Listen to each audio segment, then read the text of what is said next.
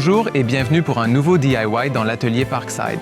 Je m'appelle Philippe et en cette période de Noël, nous allons construire un renne aujourd'hui.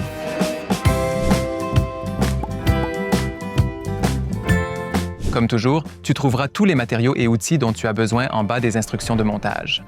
Tu y découvriras également le modèle pour dessiner correctement le renne sur ton matériau. Une fois que vous avez découpé et assemblé toutes les pièces, vous pouvez les disposer sur votre matériau.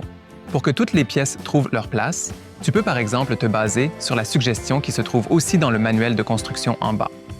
Collez maintenant les parties du gabarit et tracez le bord avec un crayon sur votre matériau.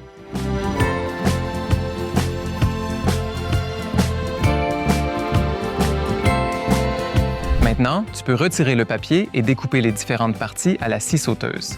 Le mieux est d'utiliser une lame de scie étroite, car alors tu pourras très bien contourner chaque courbe.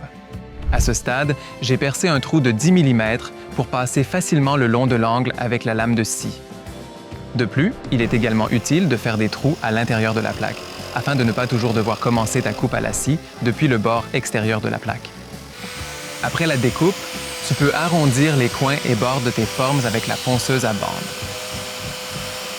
Et maintenant, il ne faut pas oublier le ponçage de surface. Nous ponçons particulièrement en profondeur en 2 passages. Une fois avec du papier de verre 120 et ensuite avec du 150. Après, on pourra passer à la teinture.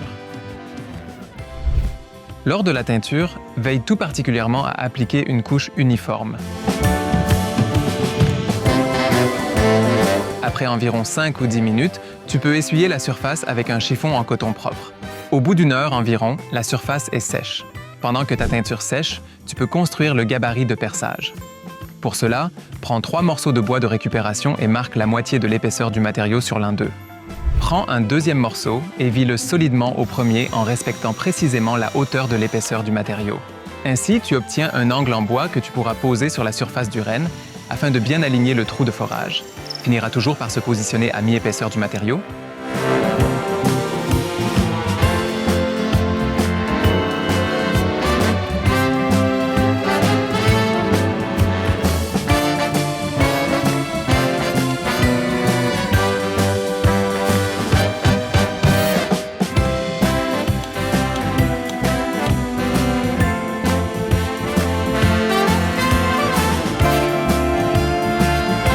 Quand les bois et la queue sont fixés, notre pochoir entre à nouveau en jeu.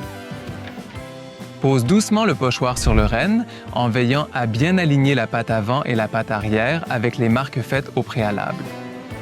Nous les fixons solidement, retournons la structure entière et préperçons soigneusement 2 trous pour les vis. Nous pouvons maintenant fixer les pieds arrière. Ils ne sont pas vissés, ils sont également fixés avec un goujon et collés. Pour ce faire, prends une des jambes, positionne-la correctement, idéalement en bas avec une pièce de butée, aligne approximativement l'endroit où ta cheville doit être installée et perce un trou borgne de 6 mm de diamètre à l'intérieur. Ensuite, tu insères ta cheville, tu positionnes ça correctement. Donne un coup dessus une fois. La bosse qui apparaît sur le corps du renne deviendra ensuite ton trou de forage.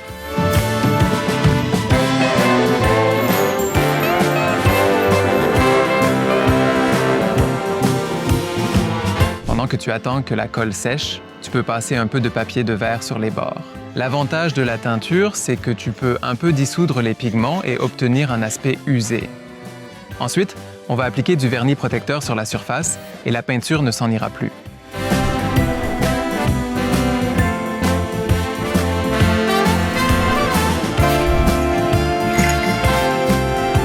Ma décoration de Noël est désormais bien complète. Dis-moi donc dans les commentaires comment tu aimerais appeler ce charmant petit renne. Si tu le souhaites, reproduis-le chez toi. Vas-y, lance-toi sans hésiter. Vous pouvez le faire.